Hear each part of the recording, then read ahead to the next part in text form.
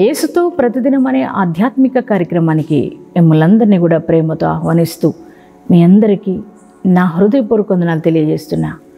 దేవుని పిల్లలారా, లేచి ప్రార్థించి దేవుని యొక్క వాక్యాన్ని చదివి విన్నారా? అలాగే ప్రియ పిల్లలారా, ప్రతి ఉదయం ఎందుకని వాక్యాన్ని చదవమని చెబుతున్నానంటే, మరి వాక్యం మనం చదివినప్పుడు దేవుడు ఆ వాక్యంలో ఉండి మనతో మాట్లాడుతూ ఉంటారు.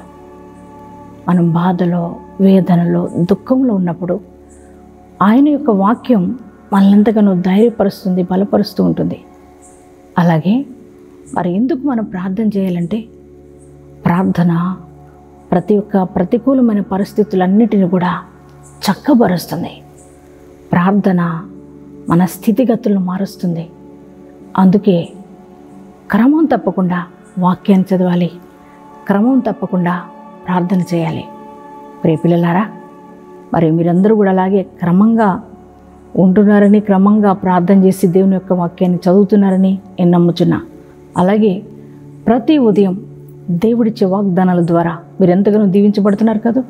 మరి మీరు అనేక మందికి దీవెనకరంగా మార్చబడినట్లుగా ఈ వాగ్దానాలు మీ బంధువులకు, మీ స్నేహితులకు షేర్ చేయవలసిందిగా ప్రేమపూర్వకంగా మనవి చేస్తున్నా. దేవుని బిడ్డ, ఈరోజు కూడా దేవుడు శ్రేష్టమైన వాగ్దానం మనకి ఇచ్చారు. ఆ వాగ్దానం ఏమిటో చూద్దాం. కీర్తనల గ్రంథము 81వ అధ్యాయము 16వ వచనాన్ని చదువుకుందాం. అతి శ్రేష్టమైన గోధుమలను అనుగ్రహించి నేను వారిని పోషించుదును, కొండ తేనెతో నిన్ను తృప్తిపరచుదును. ప్రైజ్ ది లార్డ్, హల్లెలూయా. ఎంత గొప్ప దేవుడు అండి మన దేవుడు.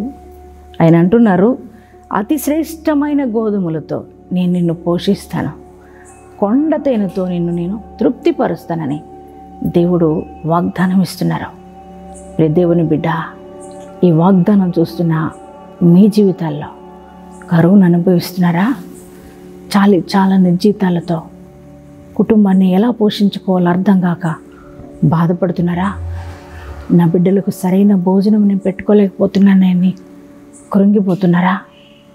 ప్రియ పిల్లలారా, అలాగే మీకు జీవితంలో భర్తను కోల్పోయి ఒంటరైపోయి నా బిడ్డల్ని ఎవరు పోషిస్తారు, నా కుటుంబాన్ని ఎవరు పోషిస్తారు, నన్ను ఎవరు పోషిస్తారు అని ఒకవేళ వేదనతో, బాధతో కృంగిపోయి ఉన్నారా? అన్నీ అప్పులైపోయినాయి. మరి వచ్చిన శాలరీ అంతా కూడా అప్పులు కట్టడానికి అయిపోతుంది. మరి నా బిడ్డలకి సరైన రీతిగా వారిని పోషించుకోలేకపోతున్నానని బాధపడుతున్నారా? నా బిడ్డల్ని ఎవరు పోషిస్తారండి, నా బిడ్డలను పోషించేవారు లేరు అని బాధపడుతున్నారా? ఈ ఉదయకాలం నీ ప్రభు నీతో మాట్లాడుతున్నారు. ఆయన అంటున్నారు, అతి శ్రేష్టమైన గోధుమలతో నేను నిన్ను పోషిస్తాను బిడ్డ అని ప్రభు నీతో మాట్లాడుతున్నారు. మన దేవుడు మంచి పోషకుడు కదా. ఆయనే మన పోషణాధారం. మన దేవుడు మనల్ని పోషిస్తాడండి. ఆయన మనకు కరువు రానియ్యడు. ఆయన మనల్ని తృప్తిగా మనల్ని పోషిస్తాడు. మన దేవుడు గొప్పవాడండి, శక్తిమంతుడు. అతి శ్రేష్టమైనది ఇస్తాడు, సమృద్ధిని ఇస్తాడు నీ జీవితంలో. ప్రియ పిల్లలారా, చూడండి, ఆ కరువు కాలంలో సారెపతి విధవరాలని దేవుడు పోషించాడు కదా. 3.5 సంవత్సరాలు ఆ సారెపతి అంతా కూడా భయంకరమైన కరువు అనుభవించారు. కానీ ఆ సారెపతి విధవరాలకి దేవుడు సమృద్ధినిచ్చాడు కదా. తన కుమారుడైన, తన దాసుడైన ఏలియాను దేవుడు అద్భుత రీతిగా పోషిస్తూ వచ్చారు కదా. ప్రియ పిల్లలారా, మనము దేవుని నమ్మి ఉన్నాం. సర్వశక్తిమంతుడైన దేవుని పిల్లలం కదా. సింహపు పిల్లలు లేమి గలవై ఆకలిగా ఉంటాయంట. కానీ ఆయన అంటున్నాడు, ప్రభు నన్ను ఆశ్రయించిన వారికి ఏ కొదువ ఉండదని చెప్పారు కదా దేవుడు. ప్రియ పిల్లలారా, ఆయన మనకి ఏ కొదువ ఉంచడు, ఏ కొరత రానియడు. ఆయన మనకి సమృద్ధినిచ్చి పోషిస్తాడు. ఆ కొండ మీద 3 దినాలు మరి దేవుని యొక్క వాక్యం వినడానికి ప్రజలు వచ్చారు కదా. 3 దినాలు అద్భుత రీతిగా మరి వాక్యం విన్న తర్వాత దేవుడు వారికి మరి సమృద్ధి అయిన ఆహారాన్ని పెట్టారు. వారంట తృప్తిగా భుజించారంట. దేవుని పిల్లలారా వారు తృప్తిగా భుజించారని దేవుని యొక్క వాక్యం సెలవిస్తుంది. నిజమండి, మన దేవుడు ఎలా పెడతారంటే మనకు తృప్తిగా పెడతారు.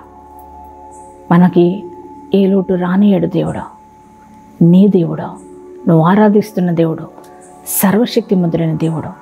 ఆయన సృష్టికర్త అయిన దేవాది దేవుడు.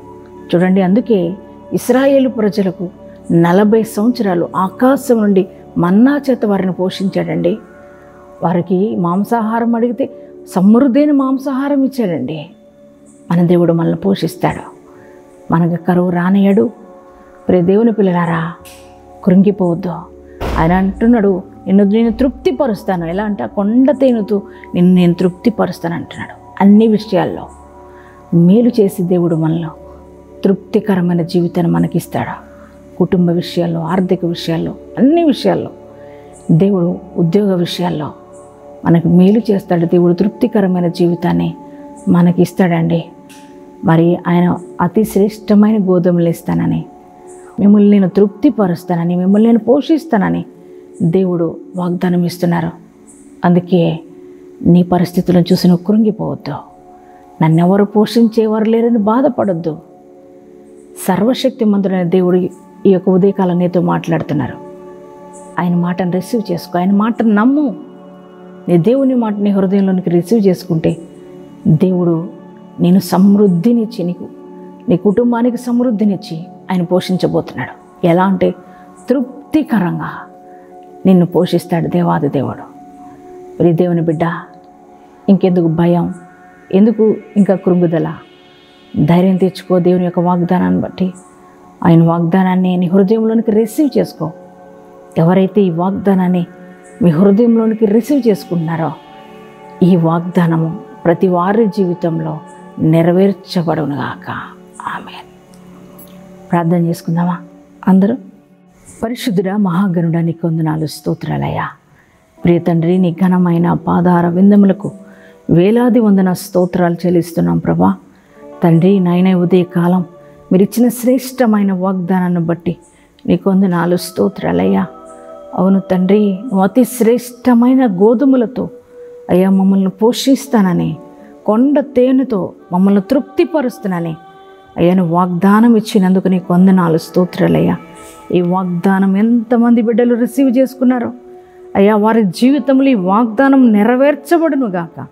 ప్రియ తండ్రి నాయనా, ఏ కుటుంబాల్లో ప్రభు ఈ వాగ్దానం చూస్తున్న బిడ్డల జీవితాల్లో అయ్యా, ఒకవేళ నా ప్రభు ఆర్థికపరమైన సమస్యలు, అప్పు సమస్యలు అల్లాడిపోతున్నారేమో నాయన, నీ బిడ్డలను దర్శించండి ప్రభు. అప్పులు కాడి యేసు నామములో విరిగిపోవును గాక.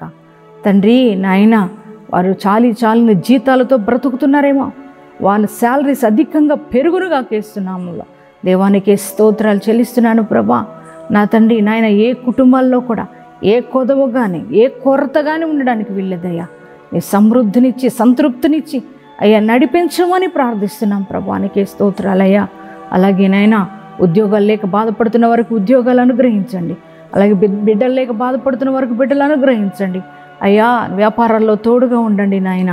అయ్యా నా తండ్రి, ప్రతి విషయంలో నీ బిడ్డలకు తోడుగా ఉండండి. వివాహం కాని బిడ్డలకు మంచి భాగస్వాములు అనుగ్రహించమని ప్రార్థిస్తున్నానయ్యా. నానా విధ రోగాల చేత బాధపడుతూ అయ్యా నీ బిడ్డలు అల్లాడిపోతున్నారేమో, వారందరికీ నాయన సంపూర్ణమైన స్వస్థత కలుగునుగాక. దేవానికి స్తోత్రాలు. ఈ దినం మ్యారేజ్ డేస్, బర్త్డేస్ చేసుకుంటున్న ప్రతి ఒక్కరి జీవితంలో ప్రభా నీ గొప్ప కార్యాలు జరిగించండి. నూతనమైన ఆత్మీయ అనుభవంలోనికి వారు నడిపించండి. ఈ సంవత్సర కాలం అంతా నీ కృపాక్షేమాలతో నడపండి దేవా. అలాగే ఈ దినమంతా నీ ప్రశస్తమైన సన్నిధి మందరితో ఉంచి నడిపించి మహిమ పొందుకొనమని యేసుక్రీస్తు నామం పేరిట ప్రార్థన చేస్తున్నాం తండ్రి. ఆమేన్. అనుదినము నా ప్రాణము నిన్ను కోరే యేసయ్యా, నన్ను చేరయ్యా.